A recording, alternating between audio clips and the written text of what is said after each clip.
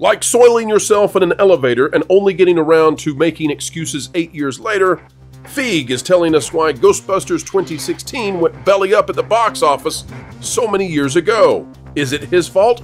Oh no! It turns out it's all due to Orange Man Bad. But folks, we know what's really going on here, and we'll tell you why Ghostbusters is back in the news.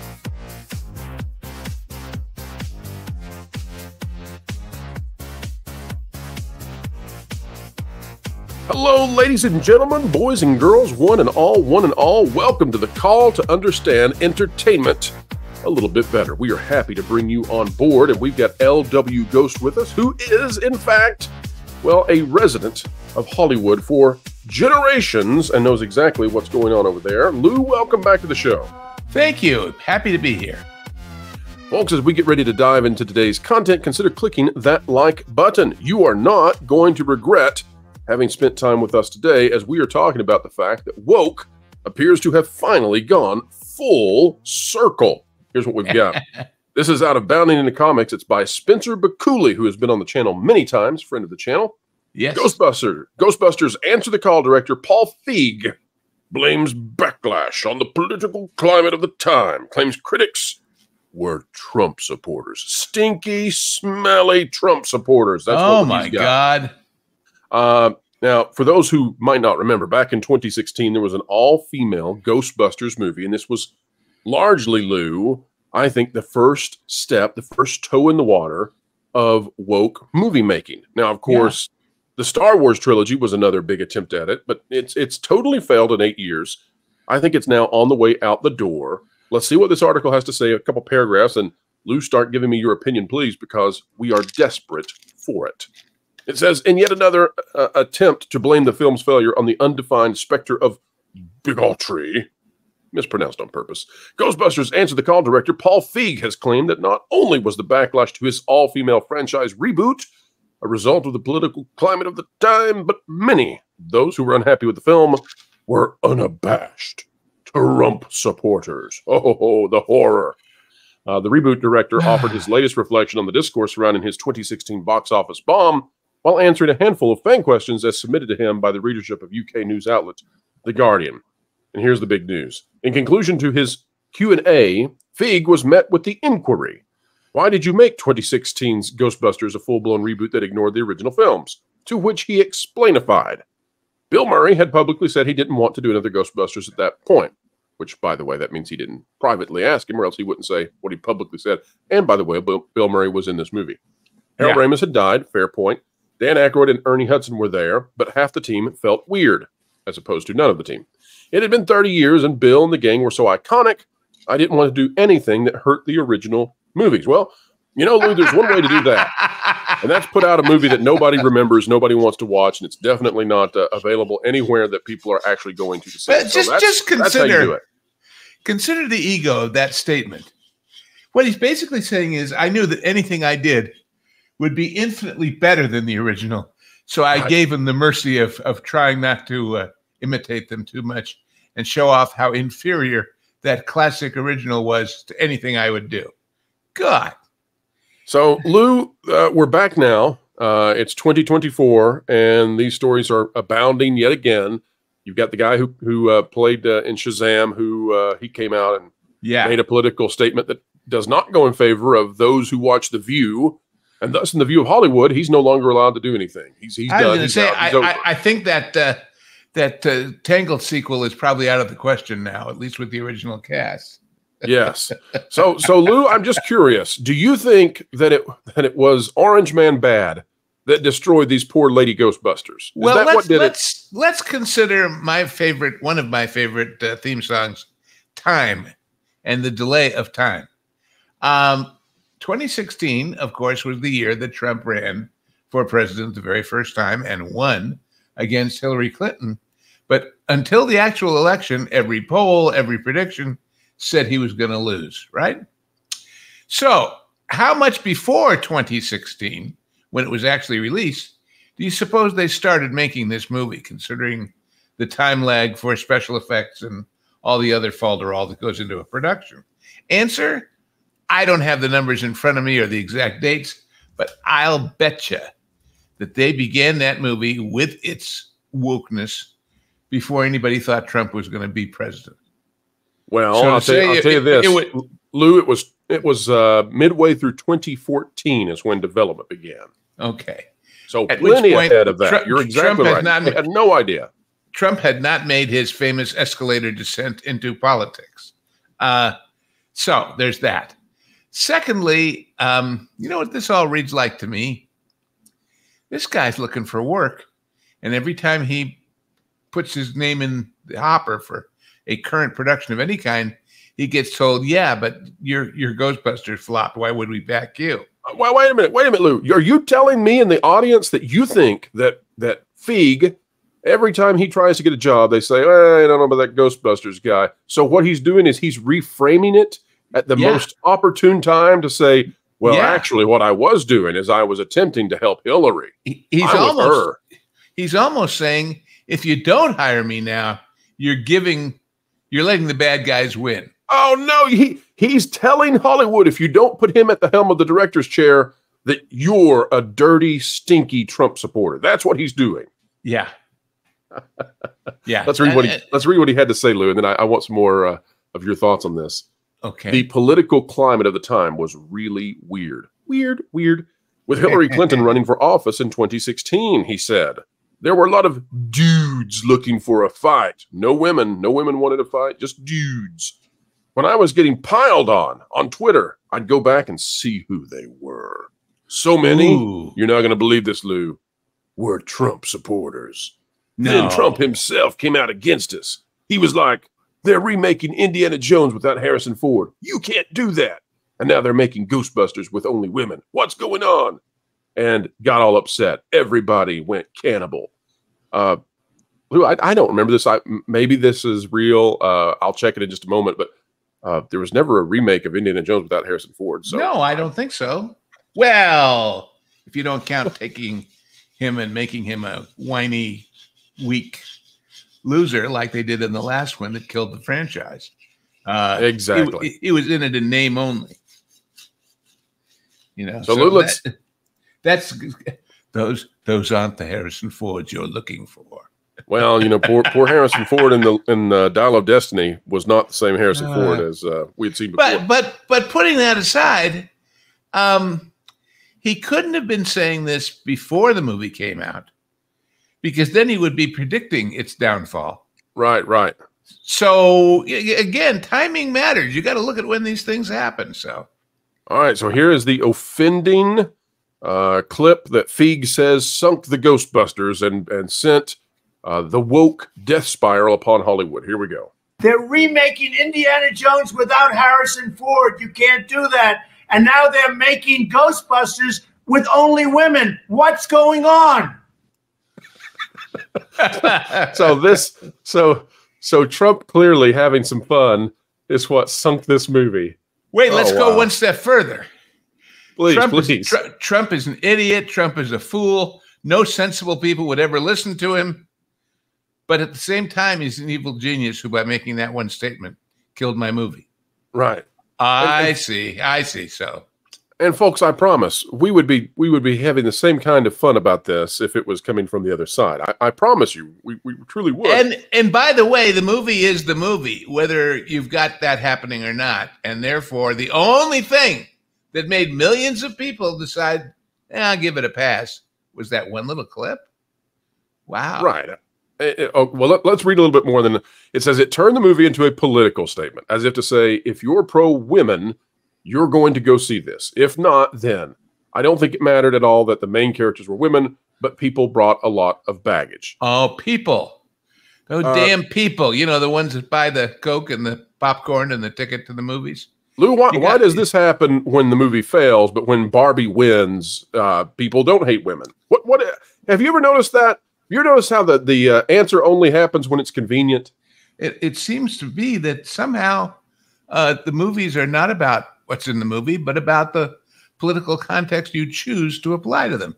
Couldn't be that, could it? And by the way, in preparation for our little discussion, I happened to look. There is a great website.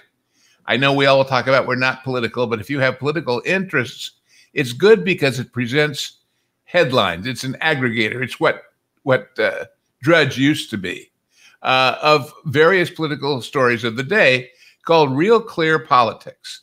And I often go there, not so much to read all the articles, because that would take forever, but just to look at the way the zeitgeist, the trend on either side is going. I look at the headlines. Would you like to hear the first 3 headlines on Real Clear Politics this morning, September 30th? Please share with us, Lou. Please. First, this Rachel Wolf, who we know about, says, America's young men falling even further behind. Okay. Next, why men are flocking to Donald Trump. That's from Sasha Stone and Substack. Next. Now, the third one is from Jen Psaki. Remember her? You know, the Chucky White House spokesperson, now on MSNBC. Doug Emhoff, Mr. Kamala Harris, has reshaped the perception of masculinity. Oh, really?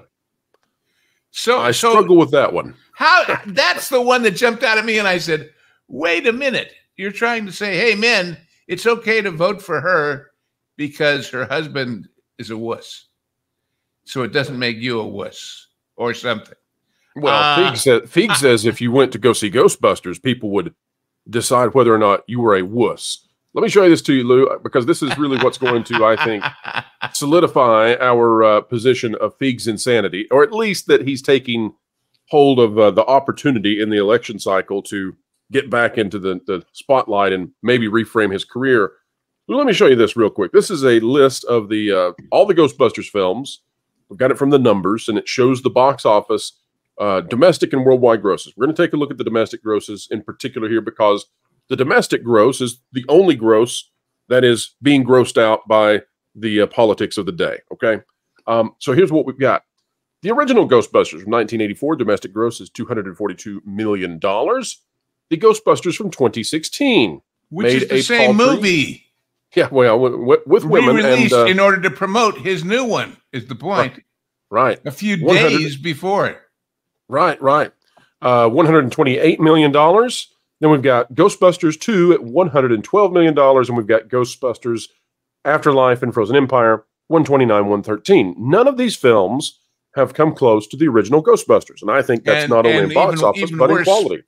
But also consider inflation. Exactly. And so, but if we look at this, we can see that the female Ghostbusters movie, while it was a flop, it didn't do well.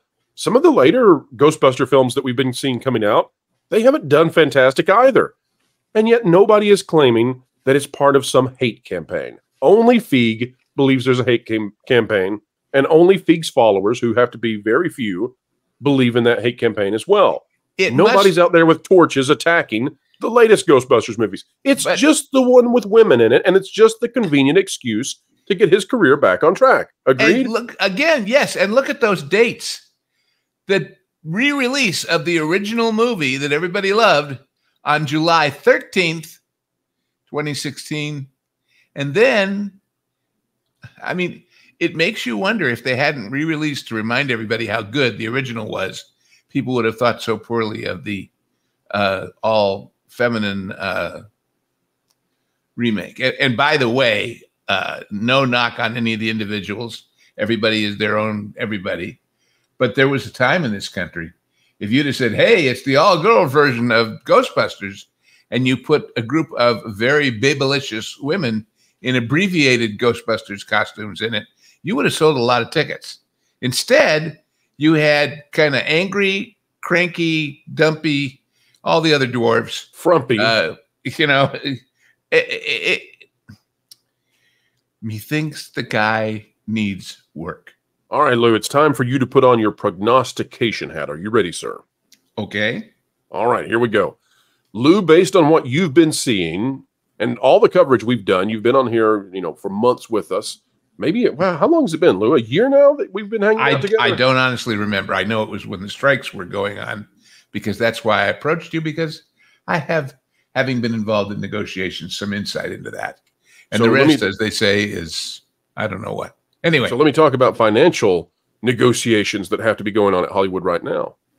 it seems to me that in Hollywood, they've got to be sunsetting the DEI woke push. Okay, the idea that you are going to make these masculine properties into 4-quadrant or flip them into female properties.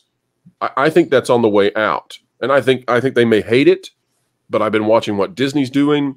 I've been watching what other studios are doing. I think they might hate the idea of abandoning woke, but I think financially they don't have much wiggle room here. Do you assess it in the same way? Do you think that we've come full circle now? We started with Ghostbusters 2016 as this horrible entry into the franchise, and now we're ending with Feig complaining about Trump on the way out the door as the whole thing's dying. Have we reached that point yet, or am I being too optimistic? No, I think you're right. If everybody is playing by the same rules, which is our object, this is a business, is to make money for stockholders. But if our object is to promote an agenda with somebody else's money, and we don't personally care what happens to the company, all bets are off, baby. And that is what some of these people are dealing with. By the way, in all of this stuff from 2016 or whenever you want to start the date to now, did anybody ever say, hey, what if we did Snow White as a little boy? That's a good point. Did anybody ever try this gender swap thing the other way? No, of course not. Did anybody ever do? Take any of. Oh God, that would be offensive, Lou. Can't do that. Well, I mean the full way. I don't make. No one said all. Lou, nobody said, "Hey, let's make a live action Mulan, and we'll do it with a white dude." No, what if Pretty Woman was remade as a male hustler? You need Mexican Iron Man to play that role. Yeah, but not as a gay hustler, as a gigolo, as a male prostitute for women, and that was the romance.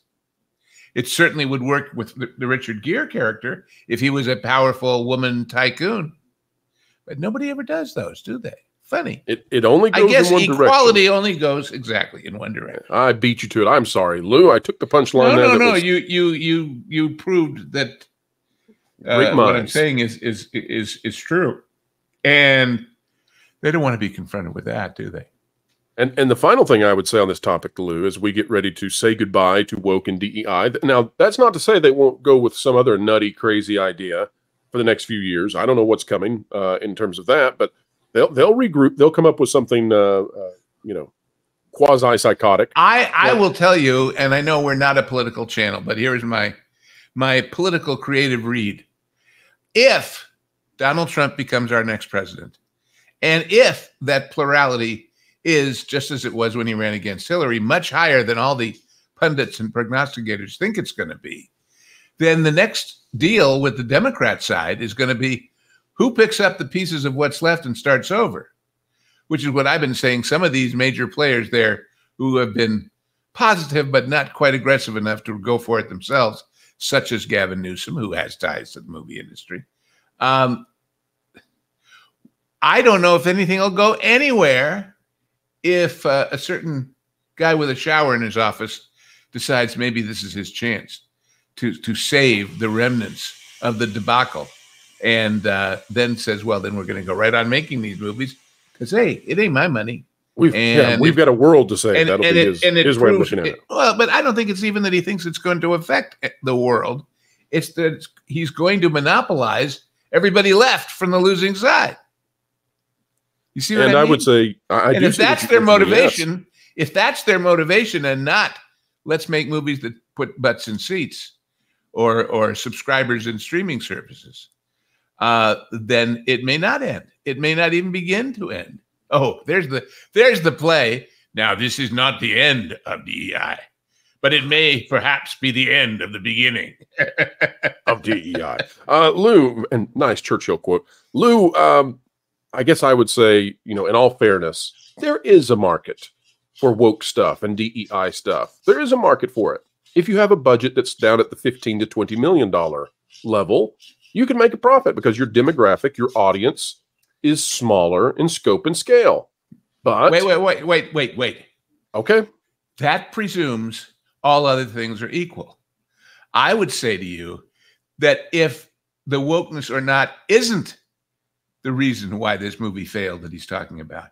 It must be because it was a lousy movie. In other words, maybe if you had great action, great characters, great humor, great everything we know a great movie has, people wouldn't give a damn if it was, by the way, promoting a certain agenda to some degree. And that's what we've seen. If you take the agenda out, what's left? Answer, a pretty mediocre movie anyway, from what I've heard. Middling at best. Right. So if middling at best will pay the rent, then what you said is true, that you keep it limited spending-wise and all that. But if middling at best won't pay the rent, even if it costs 50 cents, then is it DEI or is it that it's middling at best? And the answer to that is what's out there in the marketplace at the same time on the other side that wins. What was the biggest movie of that year? I don't know. But I bet you if this one was more like that one, it would have sold more tickets, no matter that it was all women. Well, I'll say, too, all the boo birds in the world cannot destroy genius. If you create a masterpiece, people are going to go see it regardless of what those you despise on the internet might be saying. All right, folks. I don't know it has to be a masterpiece. It has to be as good as what's selling. As a comparison, yes. Yeah. Because, you have the choice when you walk up to the Cineplex. If you think we're comparing well to what's playing on YouTube today, consider clicking that like button. Share, subscribe. Click it, stick it to the algorithms. It is the notification bell, and share this out on your favorite social media platforms. Help us continue to explain entertainment and keep people ahead of the culture curve. Folks, we also would love if you would consider becoming a subscriber to our partner channels out there. That Park Place, that Game Place, that Pod Place, and oh yeah, Vacation Radio, because, well, naming it all that was a little bit tedious. Lou, tell the folks out there where they can find you on this great, big, beautiful web. Well, here on these various partner stations, obviously I show up for things like this with you. And, well, let's see. Tomorrow is Pro Show time. And what about those genre guys, Lou? Well, I was getting there because the genre guys, which is a show that I do with Hangry Tables and Lauren Connor, where we take a movie of not necessarily ancient vintage, but at least sometime before all of this stuff we've been talking about began, and look at why it's good and what it does and do a deep dive.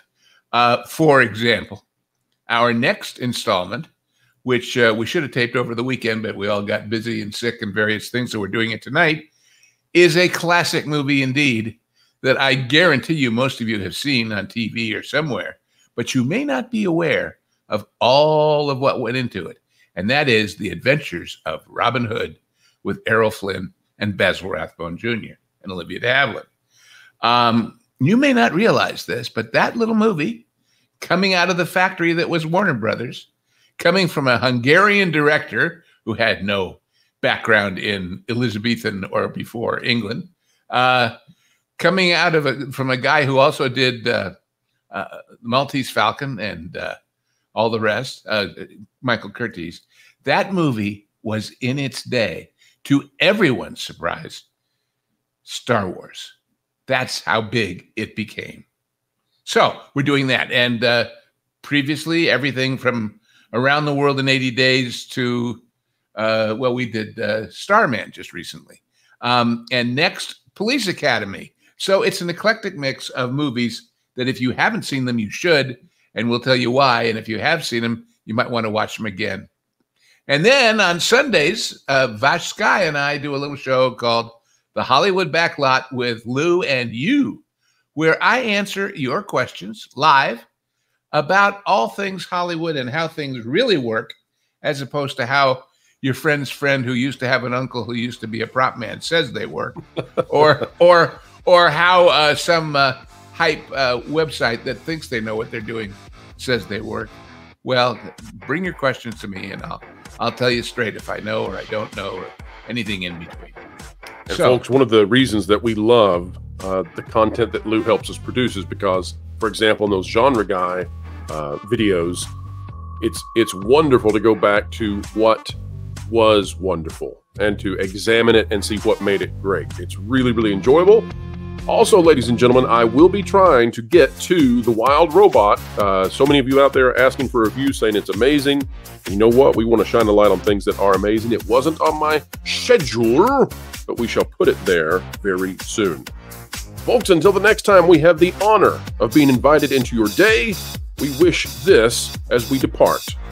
Wherever you are and whatever you're doing, keep learning, keep growing, and as always, keep having fun.